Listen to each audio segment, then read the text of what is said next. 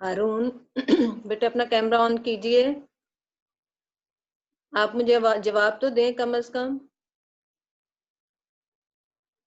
आप पिछली क्लास में भी नहीं आए थे। इल्सा, आपको याद है पिछला सबक जो था हमने पढ़ा, नामदेव माली? इसमें से ग्रामर के एमसीक्यूज आपने किए थे कुछ? इल्सा? माली से हाँ जी, इल्सा क्या कह रहे हो बेटा? मिस नामदेव माली के चैप्टर के ग्रामर के एमसीक्यूज नहीं किए थे। नहीं किए थे, चलें। इसमें वर्ड है एक जो एक तो होता है सैरो तफरी, वाओ वाले जो अल्फाज होते हैं वो क्या कहलाते हैं? जैसे कि जमीनो आसमान, सैरो तफरी, ये सारे जो होंगे ये कौन से वर्ड्स होते हैं? मुरक्बे वाओ वाले लफ्ज जो होते हैं वो क्या होते हैं? मुरक्बे अतफी। सैरो तफरी वाओ इसके अंदर आता है, ग्रामर की रूह से ये कहलाते हैं मुरक्बे अतफी। जो का के की है ये हरफे जार हरफे अजाफत कहलाते हैं। जो जुमलों के अंदर का के की का इस्तेमाल होता है इनको हरफे अजाफत कहा जाता है। भोला भाला, ये कल हमने नज़म में भी पढ़ा था। झटपट जो था वो ताबे मौजू होता है, जिसके अंदर दोनों वर्ड्स का मायनी निकलता है तो वो ताबे मौजू होता है, और जिनमें से एक वर्ड का बेमायनी लफ्ज होता है दूसरा वाला, उससे ताबे मोहम्मल कहते हैं। इसमें भी अब भोला और भाला है, ये दोनों मायनी दे रहे हैं तो ये ताबे मौजू होगा। काफ है के जो वर्ड होता है ये हरफे बयान होता है, इसको कहा जाता है हरफे बयान। समझ आ गई है? इन सब के लिए आपकी ग्रामर की जो बुक है, ग्रामर की बुक का पेज नंबर 19 और 20 इनको खोलें जरा अपनी बुक को, ताकि आपको उनमें से अंडरलाइन करते जाए, ताकि आपको किसी भी उसमें वर्ड्स ऐसे कोई किसी चैप्टर को आप पढ़ें तो आपको उसमें से नजर आ जाए। खोलिए book grammar page number 19। हरफे jar वो हर्फ है जो फेल का ताल्लुक फाइल के साथ और इसम का खबर के साथ रबत पैदा करे, इसे हर्फे जार या जर कहते हैं। जिसके साथ वो आता है वो उसे इसम मजरूर कहते हैं। हर्फे जार मशहूर कौन कौन से हैं ये देखें, में, से, तक, तलक, ऊपर, पर, लिए, वास्ते, आगे, पीछे, नीचे, ऊपर, अंदर, बाहर, दरमियान और पास वगैरह, ये सारे क्या हैं? हर्फे जार हैं। अभी मैंने आपको बताया सैरो तफरी वाओ वाला जो हर्फ होता है जो कि दोनों लफ्जों का आपस में रब्त पैदा करे, दो इसमों को या दो जुमलों को मिला दे वो, और उसके अंदर वाओ भी आता हो, वो हरफे अत कहलाता है। और हरफे अत में क्या है? वाओ और फिर और, वाओ या और, अहमद और अमजद आए, अली और उस्मान आए, राबिया और इल्सा आई, ये इनमें जो और भी कहा जाएगा इसको भी हम हरफे अत कहेंगे। और वाओ जमीनो आसमान, सुबह और शाम, दिन और रात, और सैरो तफरी, इनमें जो वाओ आएगी तो ये सारे हरफे अत होते हैं। हरफे इल्लत जो है जो कि किसी वजह या सबब को जाहिर करें, जैसे कि क्योंकि, इसलिए, बदी सबब, बिना बरी, लिहाजा, पस, बाई, ताकि, चुनांचे, ये सब क्या होंगे? हरफे इल्लत। जुमलों में, सेंटेंसेस में ये जो है ना एमसीक्यूज में इस ग्रामर के ये 19 और 20 पेज में हरूफ का जो इस्तेमाल है ये जरूर आता है। इनके 5 आपके एमसीक्यूज जो होंगे वो ग्रामर वाले होंगे, लाइक आपके 9th क्लास की तरह, लेकिन इसमें ये इस तरह के आएंगे कि ये लफ्ज जो होते हैं जो आपकी किताब के होंगे उसी में से ये हरफे हरूफ के हिसाब से लगाएंगे। वो हरफे अजाफत जो है वो मैंने अभी बताया, का, के साथ जो जुमलों के अंदर इस्तेमाल होते हैं उनको हरफे अजाफत कहा जाएगा। हरफे बयान जो है वो उसमें वो सिर्फ एक लफ्ज है कि, जैसे कि استاد نے کہا کہ بچے اپنا آپ اپنا سبق پڑھیں. امی نے کہا کہ جاؤ بازار سے فلاں چیز لے آؤ. فلان احمد نے کہا کہ میں آج اس لیے نہیں آیا. اس میں جو لفظ ہوتا ہے کہ وہ ہے حرف بیان. آپ کو پیج نمبر 19 اور 20 میں نظر آ رہے ہیں یہ جو میں پڑھ رہی ہوں؟ مجھے ذرا Yes, بتائیے. yes. ہاں جی، یہ ان کو آپ نے امپورٹنٹ ہے، ان کو انڈر لائن کرنا ہے اور ان کو آپ نے یاد رکھنا ہے کہ یہ والے حروف جو ہیں، کیونکہ وہ ایم سی کیوز میں کچھ لفظ بتا دیتے ہیں کہ ہے یا شب و روز ہے یا کہ کا ہے، یہ کیا ہے بیان کی روح سے. اور 4 آپشن ہوں گی جن میں سے ایک آپشن جو ہوگی وہ جو درست ہوگی وہ ہوگی. تو اس لیے یہ پیج جو ہے نا اس کو ذرا اچھی طرح غور سے کرنا ہے. اس کے بعد ہے حرف تشبیہ. تشبیہ جو ہے وہ کسی چیز کے لیے کسی چیز کو اس کے مانند قرار دیے جانے کو کہتے ہیں، کہ جیسا کہ وہ اس کے جیسا ہے، ہو بہو اس کی شکل ایسی ہے، وہ اس کی مانند ہے، وہ اس کی طرح ہے، اس کی صورت ایسی ہے. تو یہ ورڈز جو ہیں یہ سارے حرف تشبیہ کہلائیں گے. اسی طرح پیچھے آپ کے جو صفحات ہیں ان میں ماضی مطلق والے جو ورڈ ہیں، ماضی قریب، یہ پیج نمبر ہے 15. ایم سی کیوز کے جو بھی کوشچن آئیں گے یہ انہی پیجز میں سے. یہ فعل ماضی کی قسمیں جو ہیں، فعل کی قسمیں ہیں، ان میں سے ان کی جو مثالیں ہیں اس مثال کے طریقے سے آپ کی کتاب کے سبق میں سے اس چیز کا گرامر کا کام جو ہے وہ ایم سی کیوز کی صورت میں آتا ہے. جیسے کہ ماضی یہ فعل نمبر پیج نمبر 15 ہے. ماضی، فعل حال، فعل مستقبل، فعل مضارع، فعل امر، فعل نہیں، فعل لازم، فعل متعدی، فعل معروف، فعل مجہول، فعل تام، فعل ناقص. پھر آگے فعل ماضی کی قسمیں آ جائیں گی جن میں ماضی مطلق ہے. اور کون سا ہے اس میں؟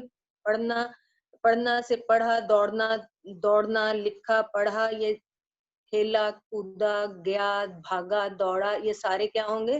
ماضی مطلق ہوں گے. اسی طرح ماضی قریب وہ ہے جس میں کہ ہے لگا دینے سے کوئی قریب لگ جاتا ہے، جیسے کہ وہ آیا ہے، اس نے یہ کام کیا ہے، یہ ندیم آیا ہے، فرح گئی ہے، اس میں ہے لگتا ہے تو ماضی قریب ہوگا. اب جیسے اس جملے میں نامدیو مالی میں ہم اس میں سے کوئی جملہ میں آپ کو بتاتی ہوں کہ اس میں کیا ہوگا.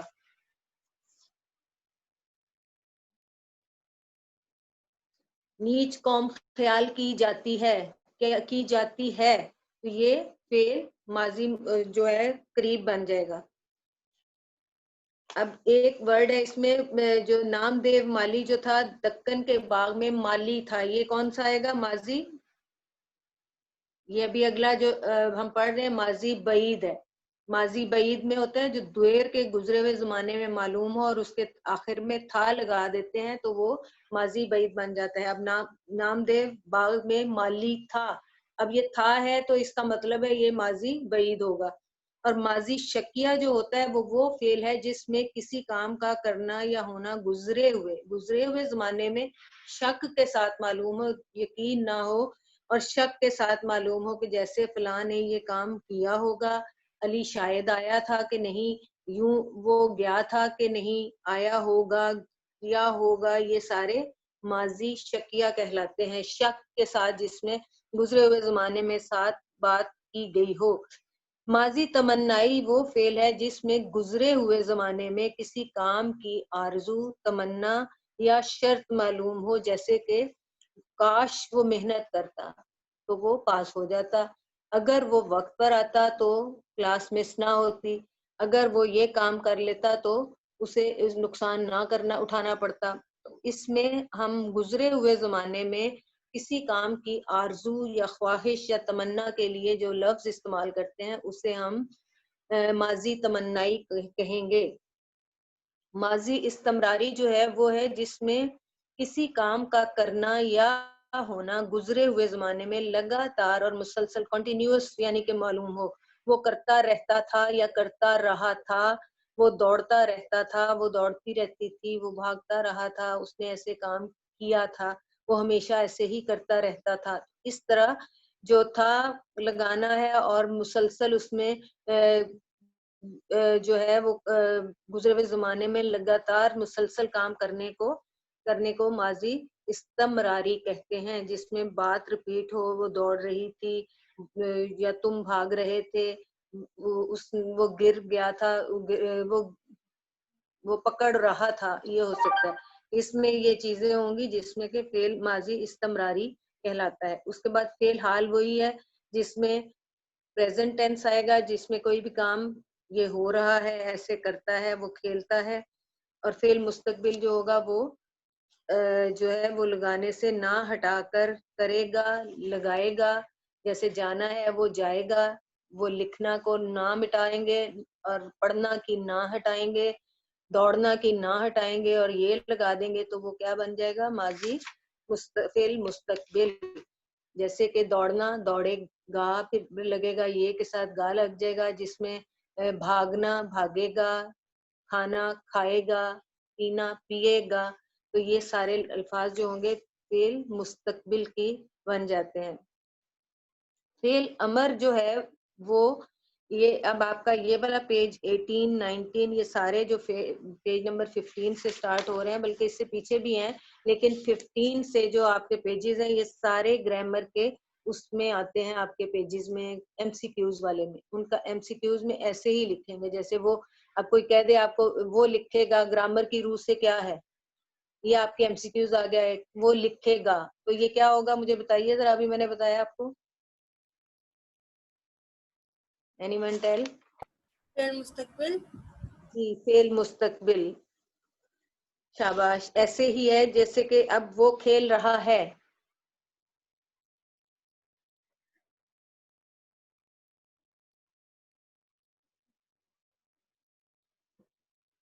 ان پیجز کو آپ نے بڑے غور سے ان کو انڈر لائن کرنا ہے، ان کی مثالوں کو یاد کرنا ہے، تاکہ آپ کو ایم سی کیوز میں جو بھی کوئی ایسا کوشچن آ جائے تو آپ کو پتا ہو کہ یہ گرامر کی ان کتابوں میں سے ہی وہ لیتے ہیں، وہ کہیں باہر سے نہیں دیتے۔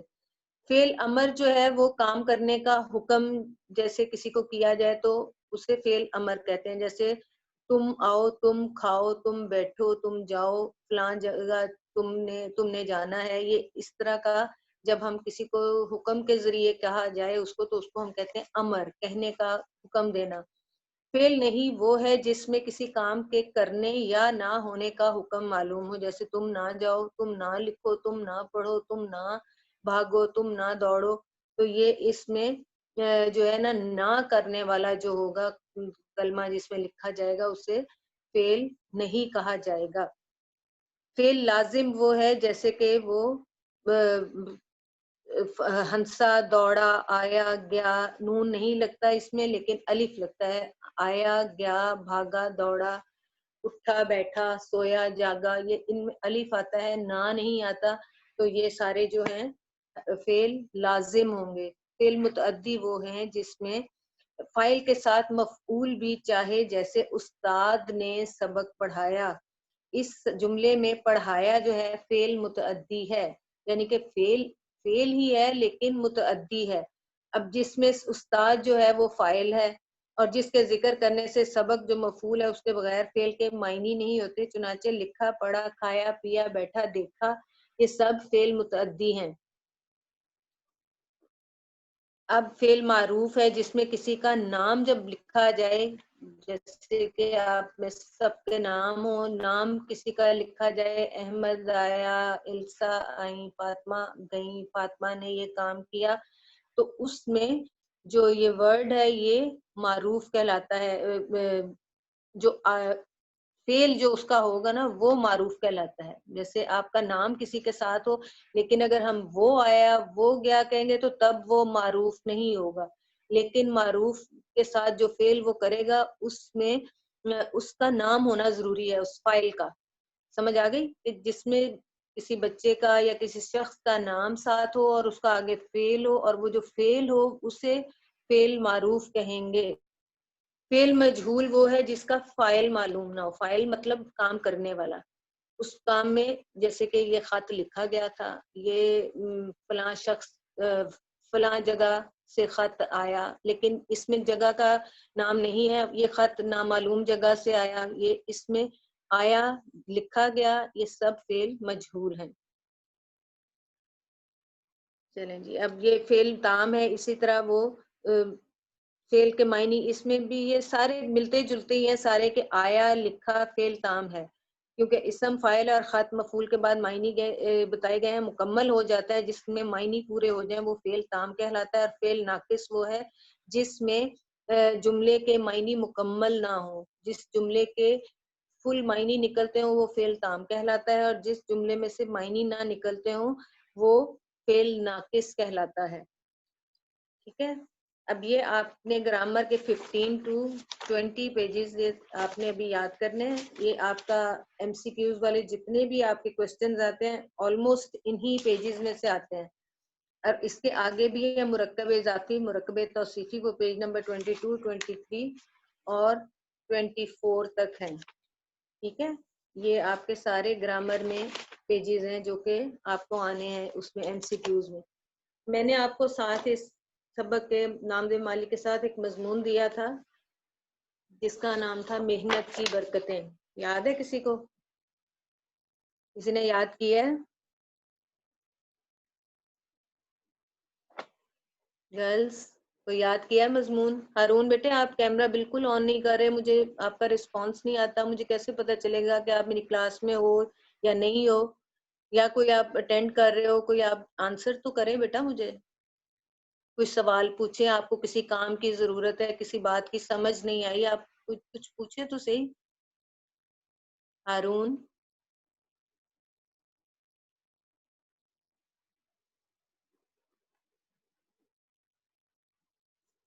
جی، محنت کی برکتیں مضمون تھا. اس میں ہر کامیابی اور کامرانی کی ضمانت محنت اور مشقت ہے. یہ ایک ایسی صلاحیت ہے جس کا ثمر یا پھل ہمیشہ شیریں ہوتا ہے. روز اول سے لے کر آج تک انسان نے جو ترقی کی منزلیں طے کی ہیں ان میں محنت کو سب سے زیادہ دخل ہے. دنیا کے ہر ایک مذہب اور ہر ایک مفکر کی تعلیمات میں محنت کی عظمت کی تعلیم نمایاں نظر آتی ہے. حضور صلی اللہ علیہ وسلم کا ارشاد ہے، ترجمہ: محنت سے کمانے والا اللہ تعالیٰ کا دوست ہے. یہ ایک ایسا نسخہ کیمیا ہے کہ جس نے اس پر عمل کیا وہ کامیابی سے ہمکنار ہوا. حضور صلی اللہ علیہ وسلم کی زندگی دنیا کے سامنے ہے کہ آپ صلی اللہ علیہ وسلم کی پوری زندگی محنت سے عبارت ہے. آپ نے دین اسلام کی اشاعت کے لیے جس قدر محنت کی اس کی مثال دنیا میں نہیں ملتی. زندگی جہد مسلسل کا ہی دوسرا نام ہے. تاریخ نے آج تک کوئی ایسی مثال پیش نہیں کی کہ کسی نے بغیر محنت کے کامیابی اور مشقت کے اپنا نام پیدا کیا ہو. دراصل دنیا ایک عمل گاہ ہے. محنت کا آسان ترجمہ عمل ہے. کسی فرد یا قوم کو محنت کے بغیر عزت ملی ہے نہ مرتبہ. خوش قسمتی سے جو افراد شب و روز محنت کر کے اپنے آپ کو رفتوں اور بلندیوں پر پہنچا لیتے ہیں وہی لوگ ان عناصر میں شامل ہوتے ہیں جن سے کائنات کا ذرہ ذرہ محبت کرتا ہے. علامہ اقبال ایسے لوگوں سے اپنی محبت کا اقرار ان الفاظ میں کرتے ہیں: محبت مجھے ان جوانوں سے ہے ستاروں پہ جو ڈالتے ہیں کمن. عمل کے اس میدان میں جو شخص زیادہ محنت کرتا ہے وہ بلند مرتبہ پا جاتا ہے اور بڑا آدمی بن جاتا ہے، مگر جو شخص سستی اور لاپرواہی کا مظاہرہ کرتا ہے ذلت اس کا مقدر ٹھہرتی ہے. مسلسل چلنے والے اپنی منزل کو پا لیتے ہیں اور محض سوچنے والے زمانے کے ہاتھوں کچلے جاتے ہیں اور ناکام قرار پاتے ہیں. تاریخ اسلام سے ظاہر ہوتا ہے کہ انبیاء کرام اپنے کام خود کرتے تھے. انہوں نے خود بھی محنت کی اور اپنے آنے والے لوگوں کے لیے زرعی مثالیں چھوڑی. حضرت آدم علیہ السلام انبیاء کرام جو تھے وہ بھی محنت والے کام کیا کرتے تھے، محنت مشقت والے کام کیا کرتے تھے، اور جن کے لیے وہ اپنی کمائی کا ذریعہ انہوں نے ان محنت کے کاموں کو بنایا. جس میں حضرت آدم علیہ السلام کا کام جو تھا کھیتی باڑی کرتے تھے، حضرت ادریس علیہ السلام جو تھے کپڑے سیا کرتے تھے، حضرت نوح علیہ السلام لکڑی کا کام کرتے تھے، حضرت ہود علیہ السلام تجارت کرتے تھے، اور حضرت ابراہیم علیہ السلام بھی کھیتی باڑی کرتے تھے. حضرت یعقوب، حضرت شعیب اور حضرت موسیٰ بھی کاشتکاری کرتے تھے. حضرت داؤد جو تھے وہ لوہے سے زرہ بنایا کرتے تھے جو جنگ میں فوجیوں کے جوانوں کے کام آیا کرتی تھی. دنیا میں کوئی بھی مقام حاصل کرنے کے لیے مشکلات کا ہونا فطری بات ہے۔ آسائش اور آرام پانے کے لیے تکالیف کے صبر آزما مراحل سے انسان کو گزرنا پڑتا ہے۔ کئی مقامات پر تو مایوسی اور بد دلی جو ہے وہ قوت عمل پر حملہ آور ہوتی ہے، لیکن جرت، صبر و استقامت اور عزم کے ہتھیاروں سے یہ تمام مراحل بخوبی سر کیے جا سکتے ہیں۔ ہمارے ہاں ایک بڑی بدبختی یہ ہے کہ کئی افراد اپنے ہاتھ سے کام کرنے کو آر سمجھتے ہیں، آر یعنی شرم محسوس کرتے ہیں، حالانکہ ہم جب اپنے نبی مکرم حضرت محمد صلی اللہ علیہ وسلم کی زندگی کو دیکھتے ہیں تو انہوں نے زندگی کے ہر شعبے میں خود محنت کی اور اپنے ہاتھوں سے اپنے کام کیے۔ آپ صلی اللہ علیہ وسلم اپنا جوتا خود مرمت کر لیتے تھے، کپڑے خود سی لیتے، بکریاں چرائیں انہوں نے، حتیٰ کہ مسجد کی تعمیر اور دوسرے تعمیری کاموں میں صحابہ کرام رضی اللہ عنہ کے ساتھ مزدوروں کی طرح کام کیا، یہاں تک کہ گھر کی صفائی تک خود کی اور محنت کرنے والے کو اللہ کا دوست قرار دیا۔ محنت ہی سے ترقی ممکن ہے، جس شخص کے حصول کے لیے محنت سے کوشش کی جائے وہ ضرور مل جاتی ہے۔ کسان محنت سے کھیت میں بیج ڈالتا ہے، فصل میں گوڈی کرتا ہے، پانی دیتا ہے، پھر جا کر اسے اناج کی دولت ہاتھ لگتی ہے۔ اس کے برعکس جو کسان سستی اور کاہلی کا مظاہرہ کرے گا تو اسے کچھ بھی حاصل نہ ہوگا۔ اب ایک طالب علم کی زندگی کو ہم دیکھتے ہیں کہ اس کی زندگی بھی محنت سے عبارت ہے۔ ان کے لیے تو ایکسکیوز می بیٹا 2 منٹ۔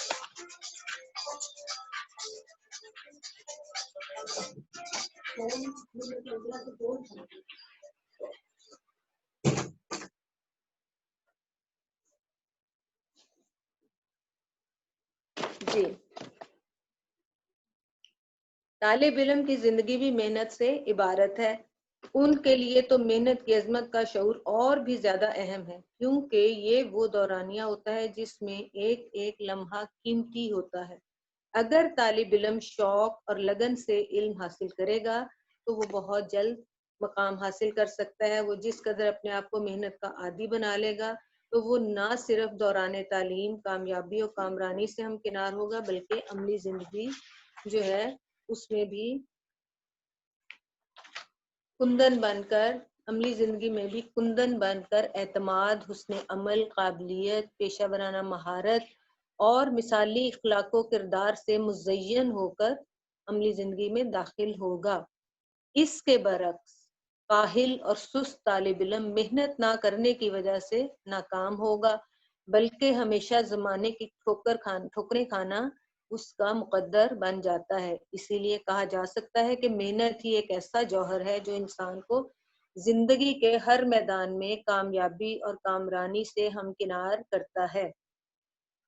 بقول شاعر، ہو اگر انسان کے ہاتھوں پہ محنت کی لکیر، خود بخود بنتی چلی جاتی ہے قسمت کی لکیر۔ اس عمل کے میدان میں جو شخص زیادہ محنت کرتا ہے وہ اونچا چلا جاتا ہے، بڑا آدمی بن جاتا ہے، مگر جو اپنے وقت کو سو کر گزارتے ہیں وہ اپنی بڑائی اور عزت کو بھی اپنے ساتھ ہی سلا لیتے ہیں۔ ایسے ہی نکمے اور آرام طلب لوگ محنت کرنے کے اوقات کو فضول کاموں میں ضائع کر دیتے ہیں اور آخر بھوکوں مرتے ہیں۔ اقوام عالم کی تاریخ پر نظر دوڑائیں تو ہمیں یہ حقیقت نظر آتی ہے کہ وہی قومیں معزز اور کامران قرار پاتی ہیں جو محنت سے اپنا دامن جوڑ لیتی ہیں۔ چین اور جاپان کی مثال دیکھ کر اندازہ ہو جاتا ہے کہ ان دونوں ممالک کے عوام نے عہد کر لیا کہ محنت کو عادت ثانیہ بنانا ہے۔ پھر دنیا نے دیکھا کہ آج دونوں اقوام ترقی کی راہ میں دنیا کی تمام قوتوں سے آگے نکل گئی ہیں۔ مسلمانوں کا ماضی بڑا درخشندہ ہے۔ مسلمان قوم جب تک آرام طلبی پر محنت کو ترجیح دیتی رہی دنیا میں اول درجے کی حاکم قوم شمار ہوتی تھی اور دشمنوں کے دل اسے دیکھ کر دہلتے رہے، مگر جب آرام طلبی اور عیش و نشاط کے چکر میں پڑی تو نہ صرف اتنی بڑی سلطنت ہاتھ سے گئی بلکہ عزت، آن بان، شان اور بڑائی اور عظمت میں سے کوئی بھی چیز نہ رہی۔ اقبال کیا تھے؟ اس نام کے ہزاروں لوگ ہوں گے مگر اقبال کی محنت نے انہیں شہرت کی بلندیاں تک پہنچایا۔ قائد اعظم بھی اپنی محنت سے قائد اعظم بنے اور اپنی دن رات کی محنت سے دنیا کا نقشہ تبدیل کر کے رکھ دیا۔ محنت ہی وہ گوہر ہے جس کے ہاتھ لگ جائے اس کا مقدر بدل دیتا ہے۔ محنت کی بدولت زوال یافتہ اقوام نے دوبارہ ترقی کی منازل طے شروع کر دی۔ محنت کی بدولت طالب علم اپنی منزل مقصود کو پا لیتا ہے۔ استاد اپنے محنت کر کے اپنے مقاصد کو تکمیل تک پہنچاتا ہے۔ کسان محنت کی بدولت اپنا گوہر مقصود حاصل کرتا ہے۔ گویا محنت ہی وہ واحد ذریعہ ہے جس کی بدولت افراد اور اقوام کو ترقی اور منزلت حاصل ہوتی ہے۔ جو افراد یا اقوام محنت کا دامن تھام لیتے ہیں کبھی ناکام و نامراد نہیں ٹھہرتے۔ جو لوگ محنت کے بغیر بلندی کے خواب دیکھتے ہیں ان کے بارے میں تو یہی کہا جا سکتا ہے رشک ستاروں کی چمک پر تجھے، لیکن چلنے سے بھی بیزار ہے جلنے سے بھی بیزار۔ تو یہ مضمون جو آپ کو کروا رہی ہوں ان کو آپ نے یاد کرنا ہے بیٹا۔ اب میں نے اس کے ساتھ آپ کو کام دیا تھا، ہر جتنی بھی غزلیں نظمیں پڑھا چکی تھی ان کا میں نے ریٹن ورک دیا تھا۔ آپ دونوں نے السا اور فاطمہ نے تو کیا، باقی بچوں نے ابھی پتہ نہیں کیا ہے کہ نہیں کیا، اور وہ پیٹرن آپ کا تھرو آؤٹ آپ کی ساری نظموں میں ساری غزلوں میں اسی طرح چلے گا۔ وہ فرسٹ پیراگراف آف دیٹ جو وہ شعر کا ہوگا وہ آپ کو اس پوری نظم یا پوری غزل کے اگلے اشعار میں وہ فرسٹ پیراگراف آپ کو اسی طرح ہی لکھنا ہے۔ آپ کو یہ میں نے حمد کا بھیجا تھا، نظم حمد کا فرسٹ شعر کا بھیجا تھا، حوالہ شعر لکھنا ہے، نظم کا عنوان لکھنا ہے، شاعر کا نام لکھنا ہے۔ اسی طرح میں نے نعت کا بھیجا تھا، اس میں بھی حوالہ شعر لکھنا ہے، نظم کا عنوان نعت ہوگا، شاعر کا نام احسان دانش ہوگا، پھر مفہوم ہوگا، پھر تشریح ہوگی، اور اس میں جو فرسٹ پیراگراف ہوں گے وہ آپ کا کسی بھی نعت کا یعنی کہ کوئی اور شعر بھی اگر آپ کو سپوز آ جاتا ہے پیپر میں کوئی بھی، تو آپ کو اسی طرح مفہوم لکھنا ہے، اسی طرح نظم کا عنوان لکھنا ہے، اور اسی طرح تشریح طلب شعر جو تھا یہ اس نعت سے لیا گیا ہے اور اس میں کس نے لکھا ہے، نعت کے شاعر کا تھوڑا سا حوالہ دیں گے، ان کے 2-3 خوبیوں کو بیان کریں گے، پھر اس نعت کے اندر نبی پاک صلی اللہ علیہ وسلم کی جو خوبیاں بتائی ہیں وہ لکھنے کے بعد پھر وہ جو شعر آپ کو کویسچن میں آیا ہوگا تشریح کے لیے اس کی آپ نے تشریح کرنی ہے۔ پیٹرن اسی لیے میں نے یہ آپ کو دیا تھا کہ یہ اس کے لکھنے کے یہ جو ہے نا یہ آپ کو ہر اپنے رجسٹر میں لکھنا ہے اور پھر یاد کرنا ہے، اور اس کے بعد آپ کو اسکول سے ان ساری نظموں کی تشریح جو ہوگی وہ مل جائے گی۔ پتہ کی ہے اسکول سے آپ لوگوں نے؟ ویسے ہمیں فاطمہ، باقی سبجیکٹ کے نوٹس مل گئے ہیں اور نعت اور ان کے غزلوں کے نہیں ملے، شاعری شعروں کے اور تو مضامین کے؟ ان کے تو میں نے پرنٹ نکلوائے تھے، سب مضمون کے میرے پاس پرنٹس ہیں۔ اچھا، لیکن وہ باقی نا باقی ایک لاسٹ پہ جو آپ نے یہ محنت کی برکتیں والا بھیجا تھا تو وہ کہتے ہیں ان کا پرنٹر خراب ہے، تو وہ میں نے پھر باہر سے پرنٹ نکلوا لیا۔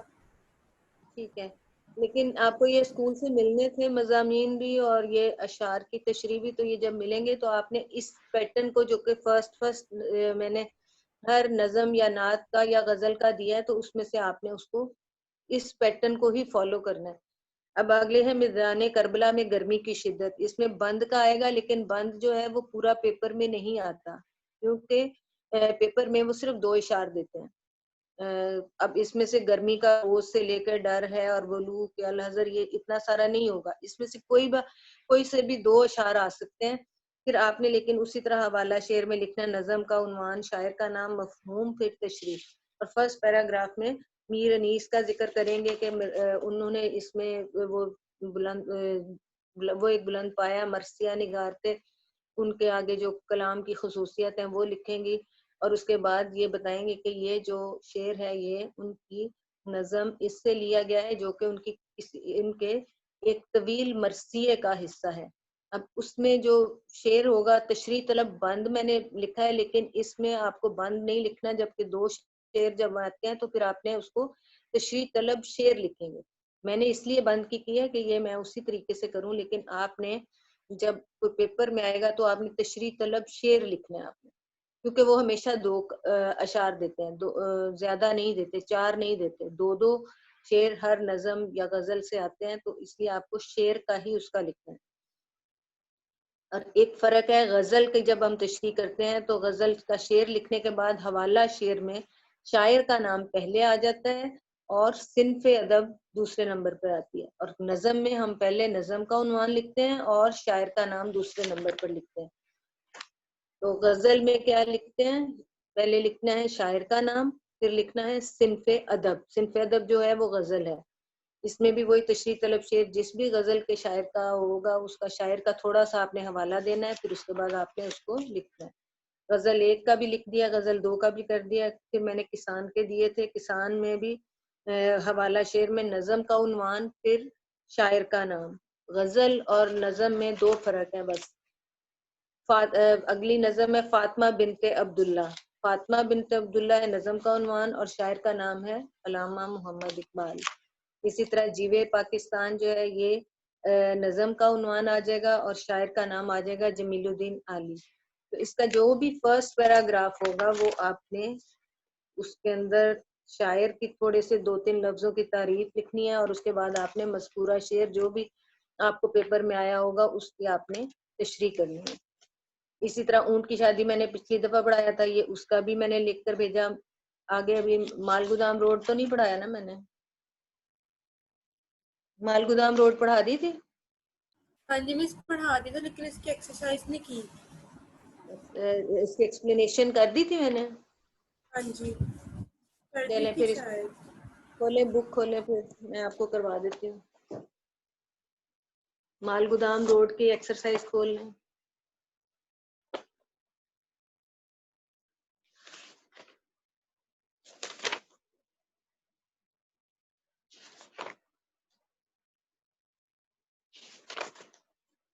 ویسے ایک دفعہ فاطمہ سے بھی پوچھ لیں، کیا پتا فاطمہ نہ بیٹا مال نہ گودام پڑھا روڈ ہو۔ پڑھائی تھی؟ فاطمہ مجھے نہیں لگتا کہ میں نے پڑھائی ہے ویسے ابھی، لیکن چلیں بہرحال نہیں فاطمہ پڑھائی۔ نہیں پڑھائی ابھی، چلیں اونٹ کی شادی تک تو پڑھایا تھا میں نے۔ اچھا پھر پڑھا دیں۔ جی،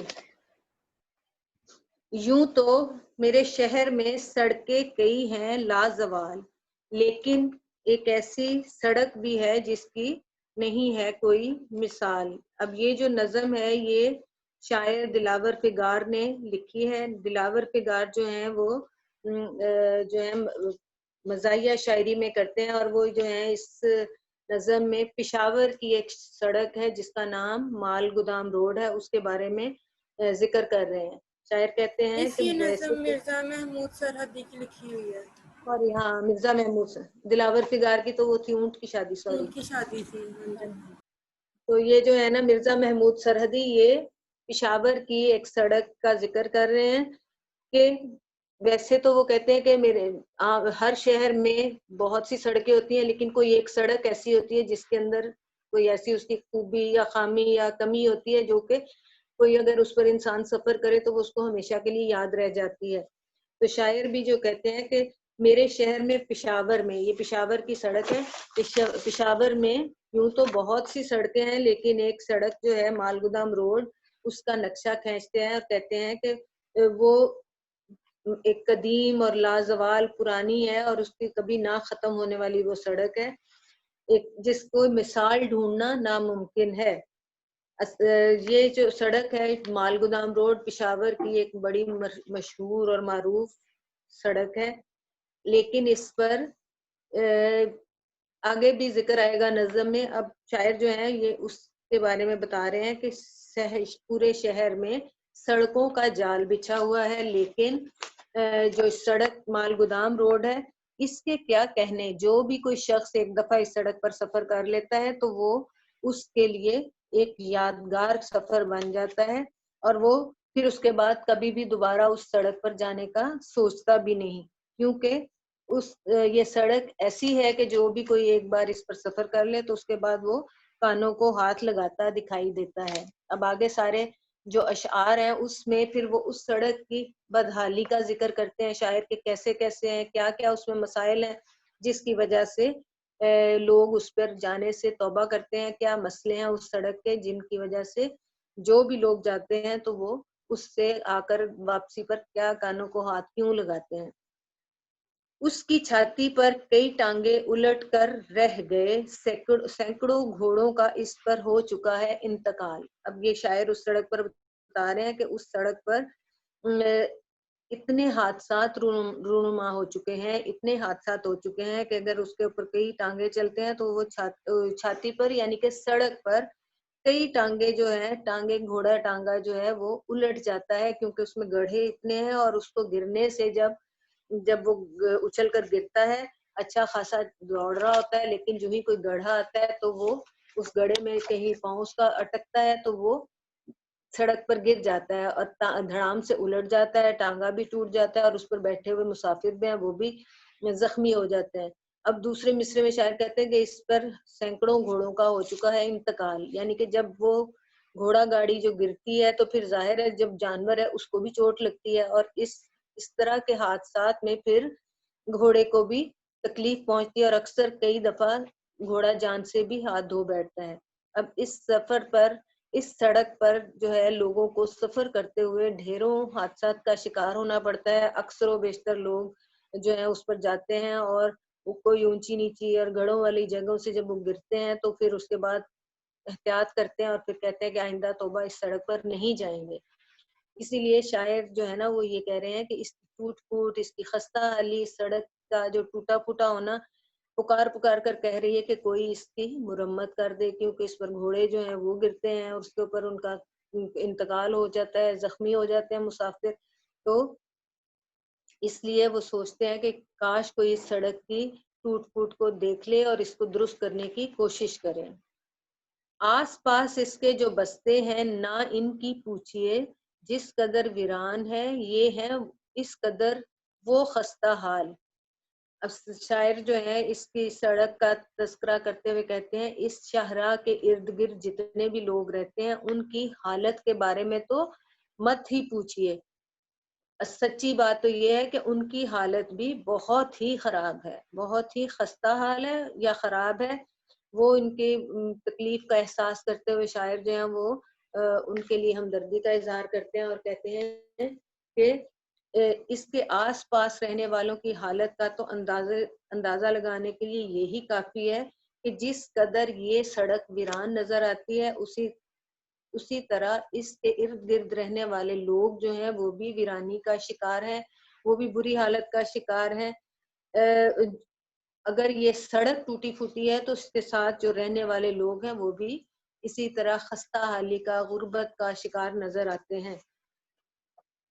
اصل میں شاعر کا جو ہے کہ یہ بتانے کی شاعر کوشش کر رہے ہیں کہ اگر ملک میں یا شہر میں سڑکیں بالکل صاف ستھری ہوں گی، آرام دہ ہوں گی تو اس پر سفر کرنے والے لوگ جو ہیں وہ سفر کریں گے تو ان کو خوشی محسوس ہوگی اور ان کو تھکاوٹ یا تکلیف نہیں ہوگی. لیکن اگر سڑکیں خراب ہوں گی تو جو بھی ان پر سفر کرے گا تو ظاہر ہے وہ پھر اس سفر سے توبہ ہی کرے گا اور پھر اس کے بعد اس کی تھکاوٹ کا بھی برا حال ہوگا اور اس کی خود سے بھی یہ اسی طرح کی حالت ہو جائے گی کہ آئندہ وہ اس سڑک پر جانے کا سوچے بھی نہ. تو اس لیے وہ شاعر کے خیال میں جو